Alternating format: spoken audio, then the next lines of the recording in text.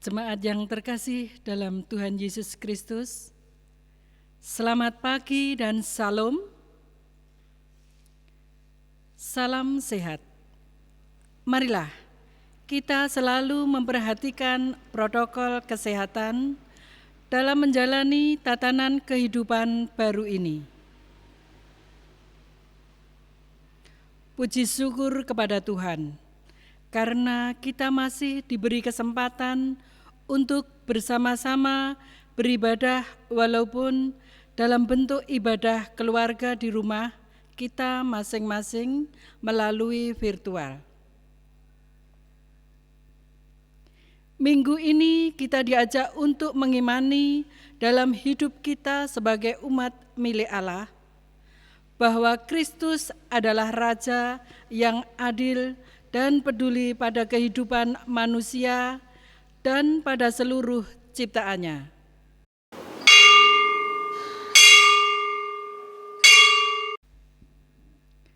Jemaat diundang untuk bangkit berdiri. Kita bersama-sama awali ibadah ini dengan menyanyikan pujian pembukaan dari Kidung Jemaat 240A. Kita nyanyikan bait yang pertama.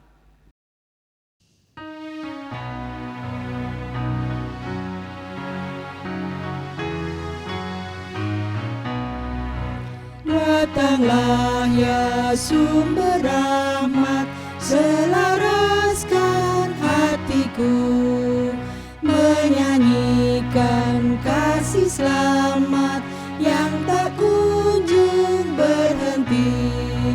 Ajar aku nada indah di balai surgamu, aku puji gunung kokoh, gunung pengasihanmu.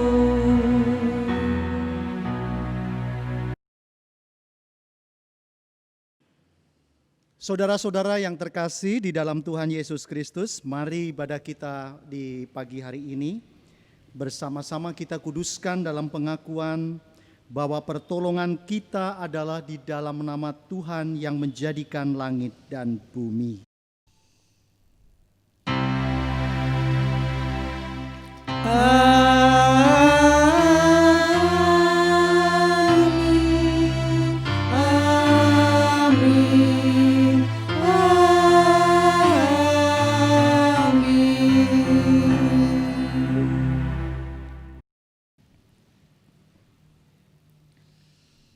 Kasih karunia dan damai sejahtera dari Allah Bapa kita dan dari Tuhan Yesus Kristus menyertai saudara sekalian. Kini dan sepanjang masa.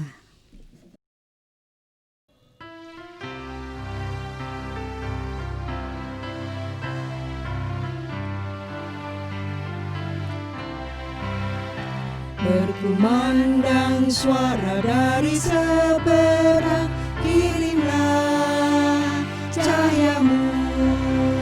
Banyak jiwa dalam dosa mengerang, kirimlah cahayamu.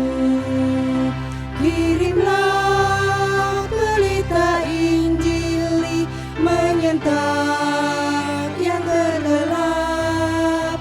Kirimlah pelita Injili menyentak yang terlelap. Kita satukan hati di dalam doa.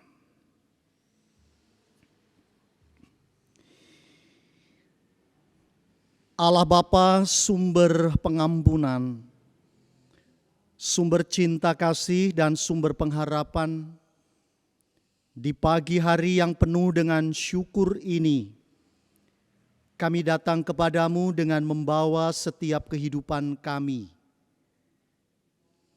Kiranya melalui ibadah pagi hari ini, kami bersama-sama dimampukan untuk dapat merasakan dan menemukan banyak berkat Tuhan di dalam setiap perjalanan hidup ini. Terlebih di tengah-tengah kehidupan yang kami jalani, betapa kami belum mampu untuk dapat meletakkan Tuhan sebagai Raja segala alam semesta.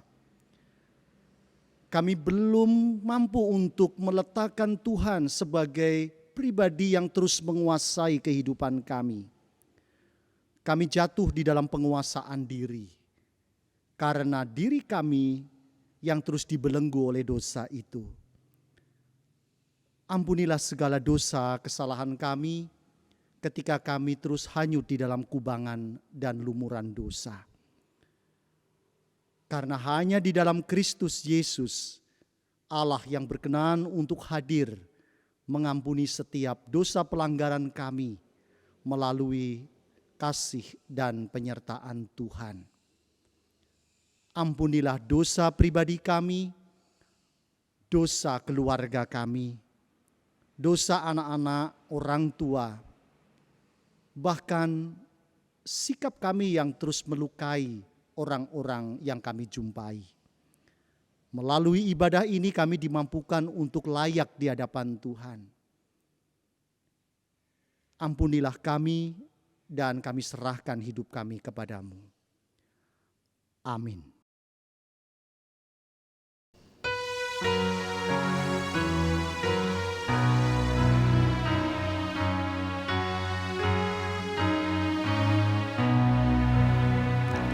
Ya Yesus, tolonglah, hapuskan dosaku,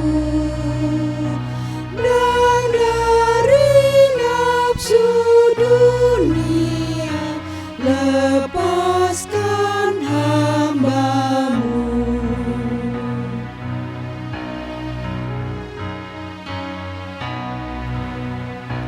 Ya Yesus, pimpinlah, tetaplah Kau dekat, supaya ke negeri Baka jalanku tak sesat.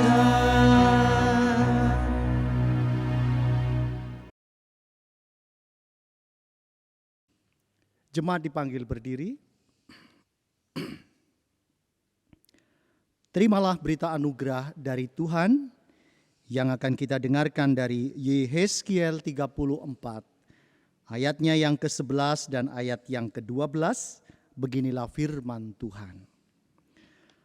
Sebab beginilah firman Tuhan Allah, dengan sesungguhnya aku sendiri akan memperhatikan domba-dombaku dan akan mencarinya. Seperti seorang gembala mencari dombanya pada waktu domba itu tercerai dari kawanan dombanya, begitulah aku akan mencari domba-dombaku dan aku akan menyelamatkan mereka dari segala tempat, kemana mereka diserahkan pada hari berkabut dan hari kegelapan. Demikianlah berita anugerah dari Tuhan. Syukur kepada Allah.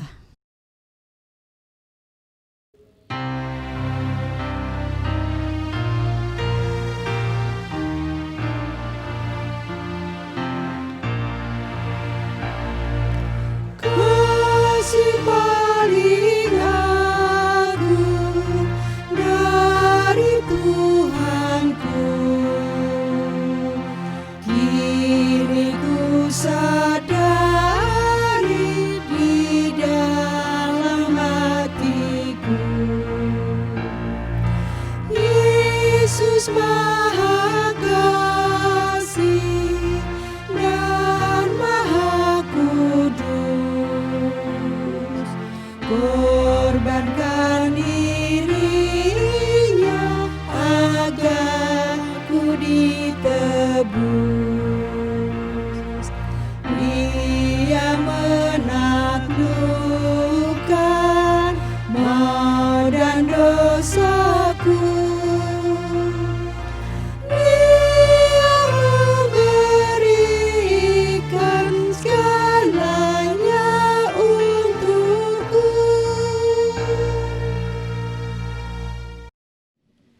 Tiba saat di mana kita akan bersama-sama mendengarkan sabda Tuhan. Oleh karena itu, terlebih dahulu kita akan mohon pertolongannya di dalam doa. Saya akan hantarkan untuk kita semuanya. Ya Tuhan, tiba saatnya kami akan bersama-sama merenungkan sabda-Mu. Kiranya sabda-Mu menghidupi kami, memberikan terang bagi setiap langkah hidup kami. Sabda-Mu juga akan menjadi penuntun bagi setiap perjalanan kami. Dan mampukanlah kami untuk tidak hanya mendengar dan berkata-kata, melainkan menjadi pelaku-pelaku firman Tuhan. Di tengah kehidupan keluarga kami bersepakat untuk dapat merenungkan sabda Tuhan ini dengan setia. Kuasailah kami dengan Roh-Mu yang kudus. Dengan hikmat Tuhan kami dimampukan untuk merenungkannya. Bersabdalah bagi kami melalui hamba-Mu yang dengan setiap kekurangan ini, kiranya sabda-Mu adalah kebenaran yang terjadi, yang dapat menuntun kami bersama-sama saat ini. Amin.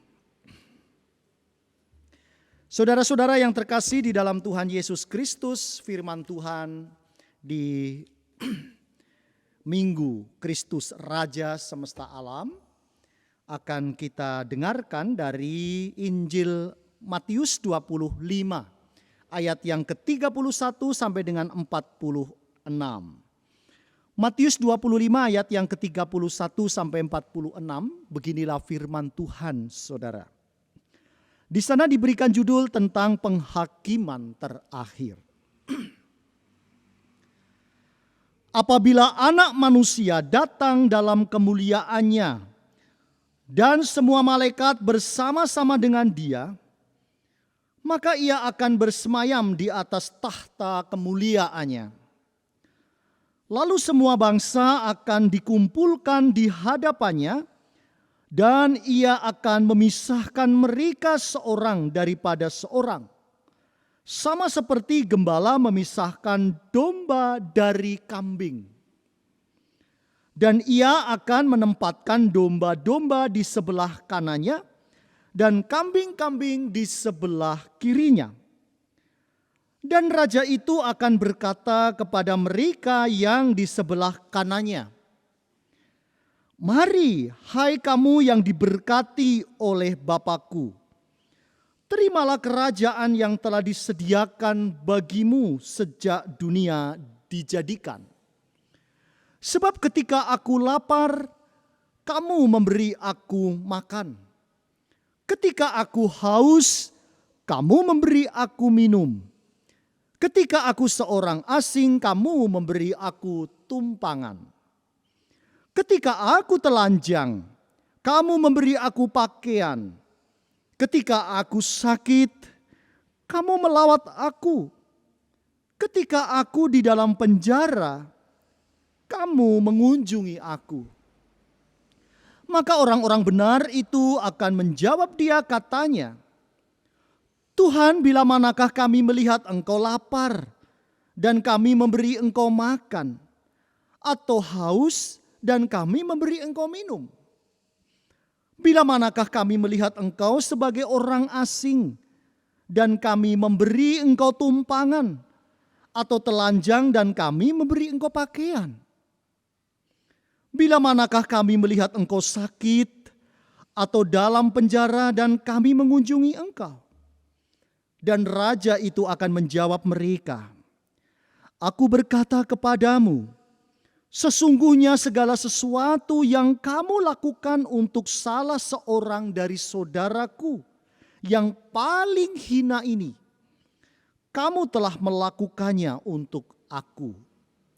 Dan ia akan berkata juga kepada mereka yang di sebelah kirinya, "Enyahlah dari hadapanku, hai kamu orang-orang terkutuk. Enyahlah ke dalam api yang kekal, yang telah sedia untuk iblis dan malaikat-malaikatnya. Sebab ketika aku lapar, kamu tidak memberi aku makan.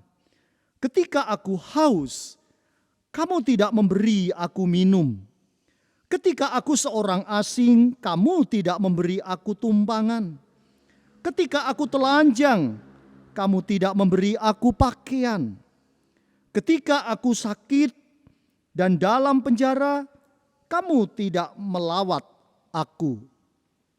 Lalu mereka pun akan menjawab dia katanya, Tuhan, bila manakah kami melihat engkau lapar atau haus atau sebagai orang asing atau telanjang atau sakit atau dalam penjara dan kami tidak melayani engkau?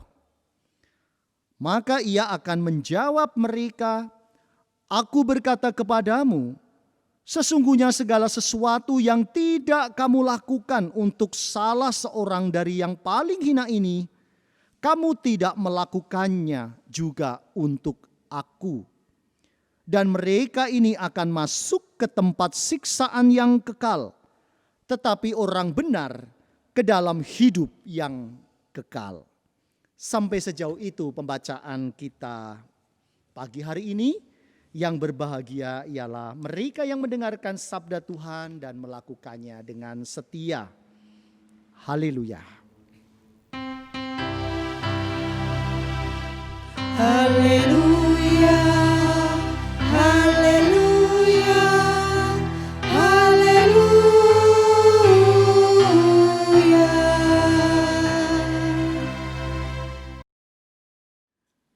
Bapak, Ibu, dan saudara-saudara yang dikasihi Tuhan, selamat pagi dan salam. Pagi hari ini kita akan belajar tentang firman Tuhan dengan tema Kristus Raja yang adil dan peduli. Di tengah-tengah kita merayakan Minggu Kristus Raja semesta alam, itu berarti bahwa 1 minggu setelah minggu ini kita sudah memasuki masa Advent yang pertama. Nah, tentu dengan demikian kita sudah mendekati memasuki masa Natal. Nah, saudara-saudara, hari ini kita akan diajak untuk merefleksi sebuah karya-karya Sang Raja. Apa sebenarnya yang membedakan antara Raja Kristus dengan Raja Perampok?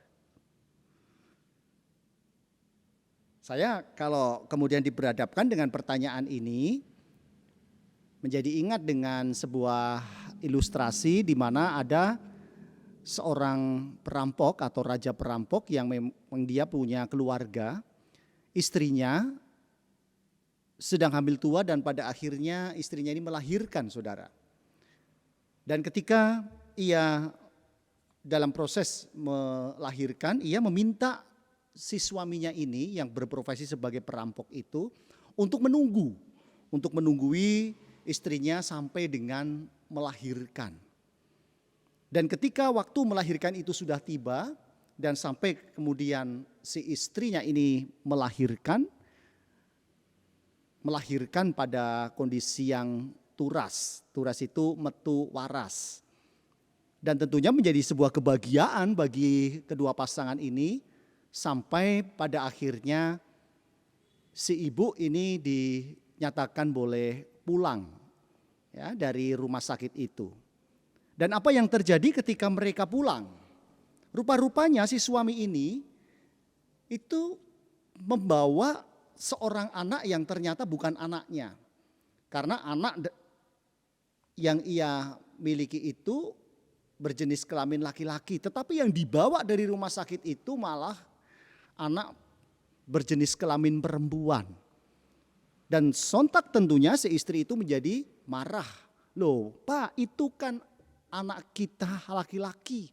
Tetapi yang kamu bawa kenapa anak perempuan dan itu bukan milik kita? Tetapi apa yang terjadi melalui jawaban si suami? Tidak apa-apa, kamu diam saja. Yang penting kita bawa anak untuk kita pulang ke rumah kita. Karena si istri dalam tekanan sehingga ia menuruti apa yang menjadi kemauan si suami itu. Dan di tengah jalan saudara-saudara, lalu kemudian si suami itu mengatakan kepada si istrinya, apa yang memotivasi aku membawa anak ini walaupun ini bukan anakku. karena di tangannya itu ada gelang emas yang mahal. Dan aku ingin memiliki gelang emas itu. Nah, saudara-saudara yang terkasih di dalam Tuhan Yesus Kristus, tentunya orientasi hidup yang dimiliki oleh si perampok ini adalah orientasi yang melekat di dalam dirinya. Apa bedanya dengan Raja Kristus? Apakah mereka keduanya memiliki orientasi hidup? Iya, Raja perampok itu punya orientasi hidup, tetapi Raja Kristus juga memiliki orientasi hidup. Persamaannya ada di sana. Tetapi apa yang membedakan di antara mereka berdua? Yang membedakan adalah bagaimana Raja perampok itu dengan menghalalkan segala cara untuk mencapai keinginan pribadinya itu, melakukan dan memaksa, bahkan menganggap semua itu sah,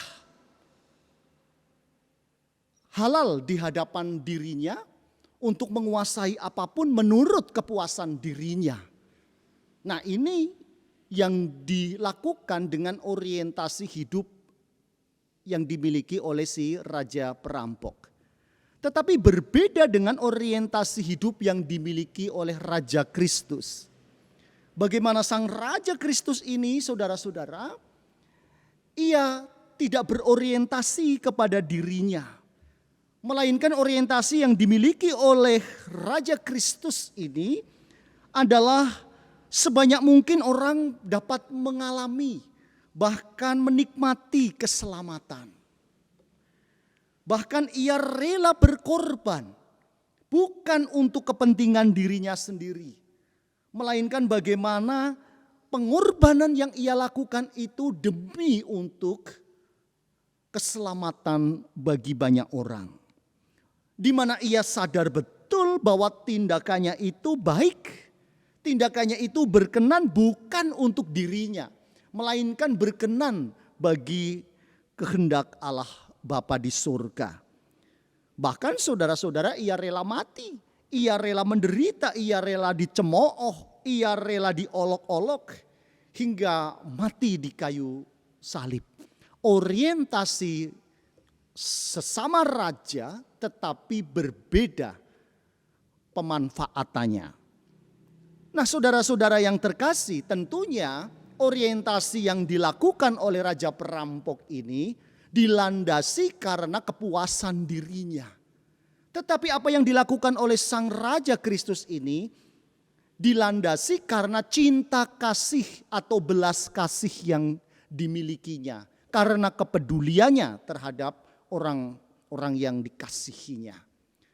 Nah, hari ini saudara-saudara, kita diajak untuk merefleksi tentang Hari Raya Kristus, Raja alam semesta, yang tentunya melalui perayaan ini kita diajak untuk memasuki sebuah perziarahan bersama di dalam memiliki gambaran mengenai Allah.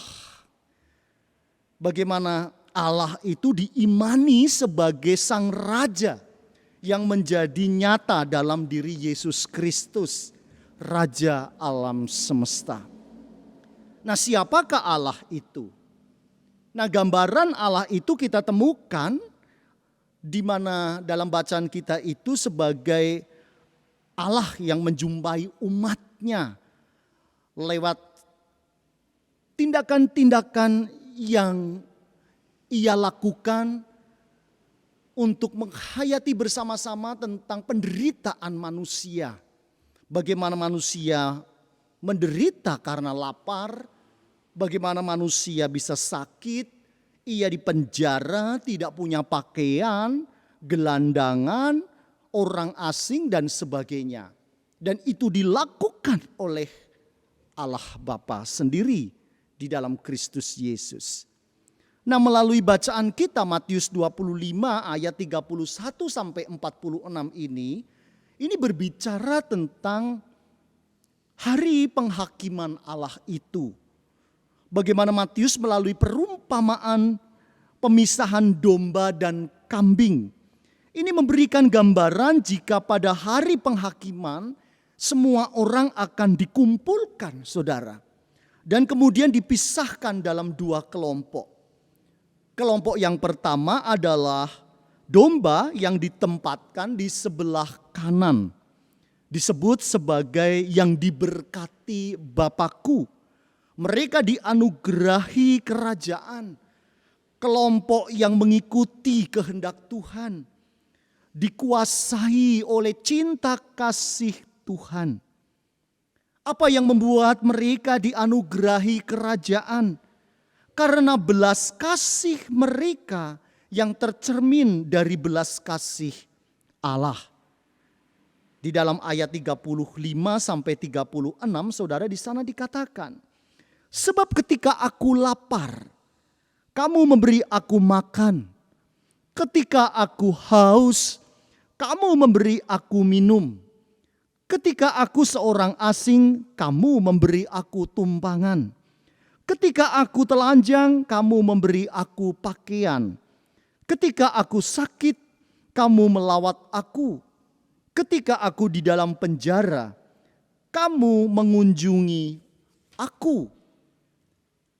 Ini yang dilakukan oleh kelompok domba yang berada di sebelah kanan.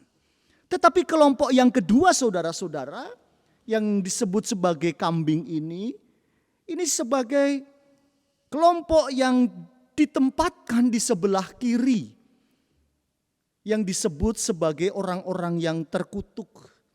Bagaimana mereka itu dienyahkan ke dalam api yang kekal. Apa yang menjadikan mereka dienyahkan ke dalam api yang kekal? Karena mereka memiliki sikap yang terbalik dengan apa yang dilakukan oleh kelompok domba tadi. Mereka menjadi komunitas yang tidak menuruti apa yang Tuhan kehendaki. Ia tidak peduli, ia tidak memiliki belas kasih, ia tidak memiliki cinta kasih. Sehingga ia di ayat yang ke-42 dan 43 di sana saudara, sebab ketika aku lapar kamu tidak memberi aku makan. Ketika aku haus, kamu tidak memberi aku minum. Ketika aku seorang asing, kamu tidak memberi aku tumpangan. Ketika aku telanjang, kamu tidak memberi aku pakaian. Ketika aku sakit dan dalam penjara, kamu tidak melawat aku. Jadi ada pemisahan terkait dengan perbuatan baik yang mereka lakukan selama mereka hidup, yaitu kepedulian terhadap sesama. Dan apakah hal itu berarti saudara bahwa keselamatan kita itu bergantung pada perbuatan-perbuatan baik kita? Apakah karena kita berbuat baik lalu kemudian kita selamat? Rupa-rupanya saudara, mereka yang berada di sebelah kanan tadi yang mereka lakukan dengan perbuatan-perbuatan baik itu, mereka tidak ingat lagi tentang perbuatan baik yang pernah mereka lakukan. Dan ketika Yesus berkata kepada mereka yang ditempatkan di sebelah kanannya, jika mereka telah memberi Yesus makanan ketika lapar dan telah memberinya pakaian ketika ia telanjang, toh ternyata mereka malah terkejut dan bertanya, kapan kami melakukan semua itu? Kami tidak ingat kapan kami mengunjungi engkau di penjara. Kami juga tidak ingat kapan kami memberimu pakaian, di ayat yang ke-37 sampai dengan 39. Dan mengapa mereka tidak ingat pernah melakukan hal itu? Karena perbuatan baik itu mengalir secara alamiah dari diri mereka sendiri. Jadi perbuatan baik itu sudah menjadi bagian tidak terpisahkan dari kehidupan mereka masing-masing. Ketika mereka menjumpai orang yang butuh pertolongan, secara alamiah mereka tergerak hatinya untuk menolong. Mereka tidak memiliki pikiran, tujuan lain selain daripada menolong. Jadi hal penting yang dapat kita lihat adalah bukan perbuatan baik seseorang yang menyelamatkan saudara. Tetapi jika iman kita kepada Kristus itu dilandasi dengan kesungguhan, semestinya menghasilkan cara pandang dan sikap hidup. Salah satunya adalah menghasilkan kepedulian kepada sesama.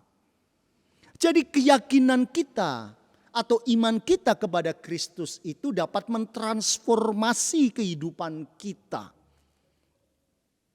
Iman kepada Kristus itu mestinya mengubah cara pandang dan sikap hidup kita. Pikiran dan hati kita menjadi seperti Kristus. Pikiran dan hati kita yang dipenuhi dengan belas kasih dan kepedulian. Pikiran dan hati kita yang demikian ini mesti mengalir dalam hidup pengikut Kristus. Jadi patut dipertanyakan saudara-saudara, kalau kemudian pengikut Kristus itu tidak memiliki sikap-sikap yang demikian. Kalau kita melihat Kristus sebagai pribadi yang kaya dengan belas kasih, Kristus ini memiliki kekayaan karena kepedulian terhadap manusia, tetapi justru kita pengikutnya tidak bisa melakukan apa yang Kristus ajarkan. Jadi ada buah dari iman yang kita miliki kepada Kristus, yakni perbuatan-perbuatan yang baik. Jadi sekali lagi, ini tidak berbicara jika perbuatan baik itu menentukan atau membentuk diri kita atau menjadikan kita itu memperoleh keselamatan. Tetapi tentang iman yang sudah semestinya melahirkan perbuatan-perbuatan baik, di antaranya belas kasih dan kepedulian kepada sesama. Oleh karena itu yang menjadi dasar pemerintah Raja semesta alam itu adalah cinta kasih. Kalau kita membiarkan Allah memerintah kita, memerintah keluarga kita, maka itu berarti kita membiarkan diri kita diperintah dan dikuasai oleh cinta kasih.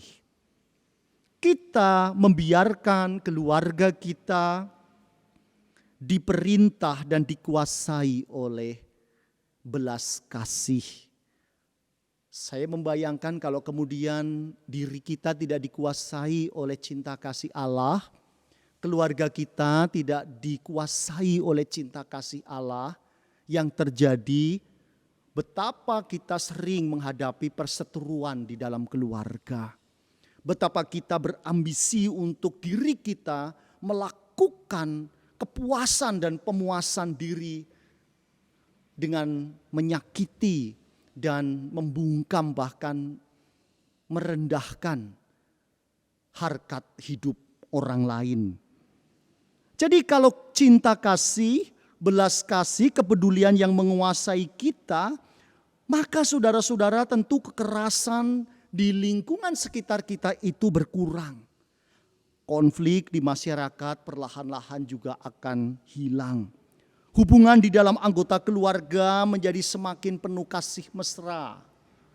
Kehidupan pelayanan dengan sesama pelayan, majelis dengan majelis, di lingkungan komisi, pasti hidup berdampingan dan penuh dengan damai sejahtera. Hubungan antar jemaat juga terus terjalin dengan baik, rukun, penuh damai sejahtera karena semua jemaat dikuasai dan memberikan kuasa Kristus ada di dalam dirinya. Kalau kita perhatikan saudara-saudara dengan teliti, berbagai gejala yang terjadi dalam kehidupan kita akhir-akhir ini saudara. Maka kita akan menemukan banyak tanda yang menunjukkan bahwa tidak semua orang telah menyerahkan dirinya, diperintah dan dikuasai oleh Tuhan, Raja alam semesta. Tidak semua orang telah dikuasai oleh cinta kasih dalam hidupnya. Tidak semua orang telah mengutamakan Allah di dalam hidupnya. Tidak semua orang merasa perlu untuk menyembah hanya kepada Allah saja. Masih banyak saudara yang hanya dikuasai oleh dirinya sendiri. mengaku beriman kepada Tuhan, mengaku dirinya berakhlak, ya. Tetapi perilaku kehidupannya masih jauh dari kehendak Tuhan. Dikuasai oleh ambisi untuk menguasai orang lain, merendahkan orang lain, melukai orang lain, menjajah orang lain, menganggap dirinya paling benar, paling suci, paling religius. Ya, dengan mengatakan yang lain itu dosa, yang lain itu kotor, yang lain itu tidak benar, dan sebagainya dan sebagainya. Tentu sikap yang demikian ini bukan cerminan bahwa dirinya itu dikuasai oleh cinta kasih, oleh belas kasih dan kemurahan Allah. Sentimen agama saudara saat ini semakin tampak di sekitar kita. Perilaku saling membalas kejahatan bukan dengan kebaikan saudara. Mestinya ajaran Kristus itu balaslah kejahatan dengan kebaikan. Apakah orang Kristen bisa melakukan itu? Bisa ketika ia menyerahkan dirinya dikuasai oleh Kristus sebagai rajanya. Tetapi menjadi sulit dilakukan karena kita dikuasai oleh diri kita sendiri. Sehingga yang terjadi di sekitar kita itu adalah kejahatan dibalas dengan kejahatan. Pertanyaan kemudian adalah di mana Kristus Raja alam semesta itu? Saudara-saudara yang terkasih di dalam Tuhan Yesus, hari ini kita diingatkan bahwa menyerahkan diri di bawah kekuasaan Raja alam semesta itu adalah sungguh-sungguh mendesak bagi manusia zaman sekarang. Hiduplah menjadi pribadi yang terus dikuasai oleh cinta kasih Allah sebagai Raja alam semesta ini. Supaya segala bentuk kejahatan, segala bentuk kebencian, segala bentuk kekerasan, ketidakadilan perlahan-lahan itu teratasi dan terganti dengan damai sejahtera. Kalau saudara dan saya itu dikuasai dan memberikan kuasa kepada Kristus Raja alam semesta yang menjadi sumber cinta kasih kita, saya menjadi sangat optimis bagaimana perjuangan kita untuk memulihkan damai sejahtera dalam keluarga pasti akan terwujud. Bagaimana suami istri dapat melakukan perjumpaan yang kaya dengan cinta kasih, kelemah lembutan. Bagaimana perjumpaan orang tua dengan anak-anak bukan perjumpaan yang hanya mempertontonkan keseteruan. Saling menghakimi, si anak berani terhadap orang tua, membentak orang tua ketika orang tua memerintah, mengingatkan. Bahkan ketika anak juga mengingatkan kepada orang tua, lalu kemudian orang tua itu merasa alergi, merasa gengsi sehingga membalas itu terhadap anak. Bagaimana hubungan antar keluarga, kakak dengan adik pun juga penuh kasih mesra. Betapa indahnya kalau semua itu bisa dilakukan. Karena hidup kita dikuasai oleh Raja alam semesta kita. Dan betapa indahnya kalau kemudian di dalam hakikat komunitas keluarga ini yang kita bangun adalah damai sejahtera lalu kemudian dibawa keluar. Dan kemudian banyak orang yang bisa merasakan hal yang sama. Saudara-saudara yang terkasih, tentunya itu menjadi impian kita bersama. Bagaimana harapan itu dapat kita wujudkan ketika kita mampu memiliki komitmen bersama. Dengan demikian kelak saudara, ketika Kristus Yesus ini akan datang kembali sebagai Raja dan Hakim yang adil, ya, bagi semua orang tanpa terkecuali, kita akan dibenarkan, saudara. Bagaimana kita akan dianugerahi kerajaan karena iman kita kepada Kristus. Saudara tidak ingin seperti itu? Saya percaya kita menginginkan itu semua. Oleh karena itu saudara-saudara, jadilah orang-orang Kristen yang terus dapat melahirkan perbuatan-perbuatan baik di dalam kehidupan kita. Yakni yang melahirkan belas kasih, kepedulian terhadap sesama. Ketika di sekitar kita menawarkan kekerasan dan kebencian, jadilah saudara pengikut-pengikut Kristus yang setia menawarkan kebaikan, menawarkan cinta kasih, menawarkan kemurahan kepada sesama, dan bahkan menawarkan kelemah lembutan. Dan lakukan segala kebaikan kita dengan tanpa jemu, tanpa lelah. Niscaya saudara-saudara, kita akan terberkati. Dan kita akan memperoleh anugerah dan damai sejahtera dari Tuhan Allah di surga.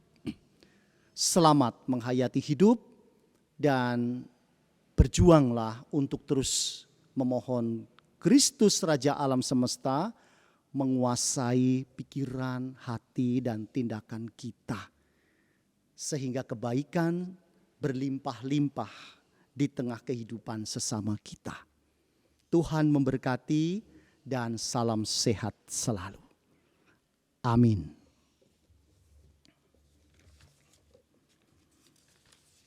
Mari kita bersaat hening sejenak.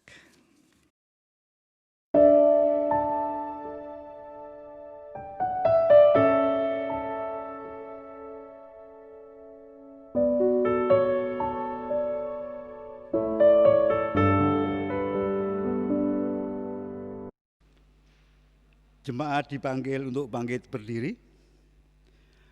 Bersama umat Tuhan di sepanjang abad dan tempat, marilah kita mengucapkan pengakuan iman kita menurut pengakuan iman rasuli yang demikian. Aku percaya kepada Allah Bapa yang Maha Kuasa, Khalik langit dan bumi, dan kepada Yesus Kristus, anaknya yang tunggal Tuhan kita, yang dikandung daripada Roh Kudus, lahir dari anak darah Maria, yang menderita di bawah pemerintahan Pontius Pilatus, disalibkan, mati dan dikuburkan, turun dalam kerajaan maut. Pada hari yang ketiga bangkit pula dari antara orang mati, naik ke surga, duduk di sebelah kanan Allah Bapa yang Maha Kuasa, dan akan datang dari sana untuk menghakimi orang yang hidup dan mati. Aku percaya kepada Roh Kudus, gereja yang kudus dan am, persekutuan orang kudus, pengampunan dosa, kebangkitan daging, dan hidup yang kekal. Amin. Silakan duduk kembali. Bapak, Ibu, dan Saudara, kita akan memasuki ucapan syukur melalui persembahan. Dan persembahan akan bersama-sama dilandasi dengan sabda Tuhan dari Mazmur 100 ayat yang keempat dan ayat yang kelima. Beginilah firman Tuhan. Masuklah melalui pintu gerbangnya dengan nyanyian syukur, ke dalam pelatarannya dengan puji-pujian. Bersyukurlah kepadanya dan pujilah namanya. Sebab Tuhan itu baik, kasih setianya untuk selama-lamanya, dan kesetiaannya tetap turun-temurun. Sembari kita mengaturkan persembahan, kita akan memuji Tuhan dari Kidung Jemaat 287a, bait yang pertama, sekarang beri syukur.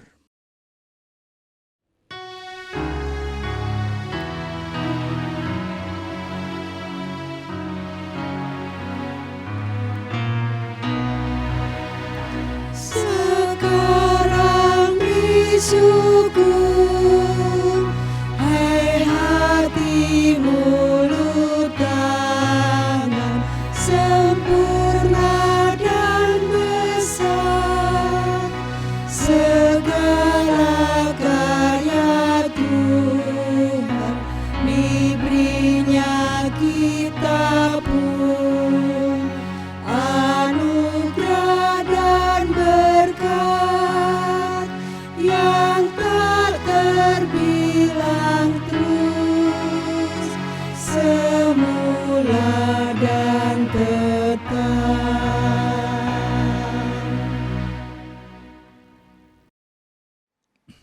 Mari kita berdoa. Bapa kami yang ada di surga, Bapa yang terus menguasai kehidupan kami, menguasai pikiran kami, menguasai tutur kata kami, menguasai hati dan tindakan kami. Engkaulah Allah sumber kebenaran, sumber cinta kasih, sumber kelemah lembutan, sumber kemurahan dan pengampunan. Kiranya Engkau terus membimbing kami, sehingga kami dimampukan untuk dapat menjadi pribadi yang tetap mengandalkan Kristus sebagai Raja alam semesta. Sehingga dengan demikian kami dapat menawarkan hal-hal yang baik di sekitar kami ketika kami menjumpai praktek-praktek kejahatan, kekerasan, kebencian dan sebagainya di sekitar kami. Ajarkanlah kami untuk dapat memberikan segala belas kasih dan cinta kasih itu kepada setiap orang. Ajarkan kami untuk dapat menyemaikan kebaikan-kebaikan itu di tengah berbagai hantaman kejahatan. Inilah Tuhan yang kami rasakan sebagai ungkapan syukur kami, betapa kami terus dimampukan untuk terus Tuhan mengingatkan kami melalui setiap sabda-Mu. Kiranya sabda Tuhan ini terus melengkapi kami dan memberikan kami daya kemampuan untuk dapat melakukan berbagai hal di sekitar kami. Di tengah-tengah ungkapan syukur ini Tuhan, kami juga membawa doa-doa pergumulan kami, pergumulan akan kesehatan, yang tentunya di tengah-tengah perjuangan kami untuk menjaga tubuh kami tetap sehat, ada saudara-saudari kami yang hari ini harus berjuang akan kondisi kesehatannya yang tentunya sedang diperjuangkan di dalam dirinya. Kami serahkan kehidupan jemaat-Mu yang hari ini dalam kondisi yang sakit. Tuhan berkati dan Tuhan jamah, sehingga selalu ada harapan di tengah keterbatasan fisiknya. Karena kasih Tuhan menyertai kehidupan mereka. Kami serahkan pergumulan akan ekonomi keluarga. Kiranya Tuhan berkati. Dampak pandemi COVID-19 tentunya juga melemahkan dimensi ekonomi keluarga dan memutus pekerjaan karena krisis ekonomi ini. Kiranya Tuhan berkati bagi saudara-saudari kami mendapatkan pekerjaan kembali yang layak dengan kehendak Tuhan. Dengan demikian, melalui pekerjaan itu dapat melangsungkan setiap kehidupan keluarga. Kami menyerahkan pula Tuhan bagi setiap masa depan anak-anak kami. Tuhan berkati kehidupan mereka di tengah studinya, di tengah tugas belajar di rumah. Kiranya segala ketekunan yang dimilikinya menjadi buah yang baik di dalam mereka memperjuangkan masa depan yang gemilang. Kami juga menyerahkan pula Tuhan bagi setiap pergumulan akan pasangan hidup, akan buah hati. Kiranya Tuhan berkati bagi saudara-saudari kami, mereka yang harus berhadapan dengan pergumulan akan masa depan keluarga. Tuhan juga kuatkan, Tuhan berkati, sehingga di tengah setiap krisis keluarga selalu ada cinta Allah yang menyertai, memberkati dan memberikan daya kekuatan.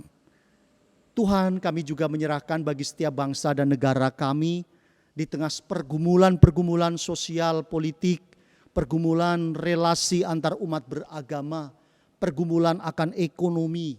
Kiranya Tuhan berkati bangsa dan negara ini, sehingga melalui setiap kami membangun kesadaran akan kebaikan. Kiranya kebaikan itu menjadi kunci di dalam membangun kerukunan antar manusia, antar masyarakat, bangsa dan negara kami. Kami serahkan para pemimpin kami, kiranya dapat dengan hikmat Tuhan untuk menata, untuk memimpin kehidupan bangsa dan negara ini dengan baik. Karena hikmat Tuhan, mereka dapat mengambil keputusan-keputusan yang baik, yang adil, bermartabat, bahkan mewakili semua umat beragama secara khusus maupun bagi warga negara. Tuhan berkati agar bangsa ini dihindarkan dari upaya-upaya pemecah belahan. Kiranya setiap ujaran-ujaran kebencian yang terus tersemai di tengah kehidupan sekitar kami dapat kami kikis, kami patahkan melalui diri kami masing-masing dengan kesadaran membangun hubungan yang baik antar sesama kami. Kami menyerahkan gereja Tuhan yang Tuhan pakai untuk dapat menjadi saksi-saksi di tengah dunia ini. Kiranya Tuhan berkati gereja-gereja Tuhan, baik secara ekumenikal maupun klasikal, dapat menyemaikan setiap tugas dan tanggung jawab gereja di tengah kehidupan sekitar kami. Sehingga peradaban akan terus dijunjung tinggi, harkat martabat manusia dikedepankan, bahkan cinta kasih terus menjadi nafas bagi gereja Tuhan untuk dapat menjadi gereja yang bertumbuh dan berkembang di tengah keprihatinan zaman ini. Kami secara khusus serahkan Gereja Kristen Jawa Taman Asri. Tuhan berkati tugas panggilan pelayanannya, para majelis gereja komisi, jemaat Tuhan, Tuhan berkati. Terlebih di dalam mempersiapkan dibukanya ibadah komunal yang berlangsung besok pada tanggal 29 November. Tuhan berkati sehingga setiap upaya-upaya kami untuk dapat membuka ibadah komunal ini hanya untuk kemuliaan Tuhan saja. Sehingga berkat Tuhan ini juga terus dirasakan bagi jemaat-jemaat Tuhan baik di Induk maupun di Pepantan Gandil dan Talang. Inilah Tuhan yang menjadi doa kami bersama-sama, dan pada akhirnya kami juga mengucap syukur melalui setiap persembahan yang kami kumpulkan, yang semuanya ini bersumber dari Tuhan. Kuduskan dan sucikan persembahan ini sehingga menjadi dupa harum bagi kemuliaan Tuhan saja. Kami akhiri ibadah kami pagi hari ini dengan bersama-sama kami mengucap syukur kepadamu melalui setiap kehidupan yang Tuhan pelihara. Ampunilah dosa kesalahan kami, karena hanya di dalam Kristus Yesus Tuhan dan Juru Selamat kami berdoa dan mengucapkan syukur. Amin. Mari saudara-saudara kita bangkit berdiri dan kita akan memuji pujian pengutusan dari Kidung Jemaat 407 bait yang pertama, Tuhan Kau Gembala Kami.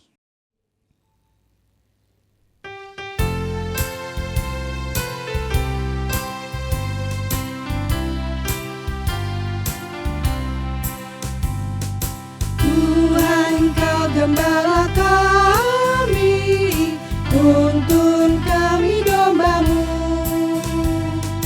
Berilah kami menikmati nikmat pengorbanan-Mu. Tuhan Yesus Juru Selamat, kami ini milik-Mu. Tuhan Yesus Juru Selamat, kami ini milik-Mu.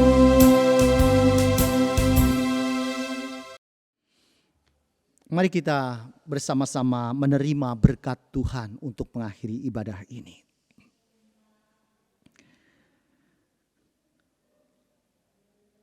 Tuhan memberkati saudara dan melindungi saudara. Tuhan menyinari saudara dengan wajah-Nya dan memberikan saudara kasih karunia. Tuhan menghadapkan wajah-Nya kepada saudara dan memberikan saudara damai sejahtera.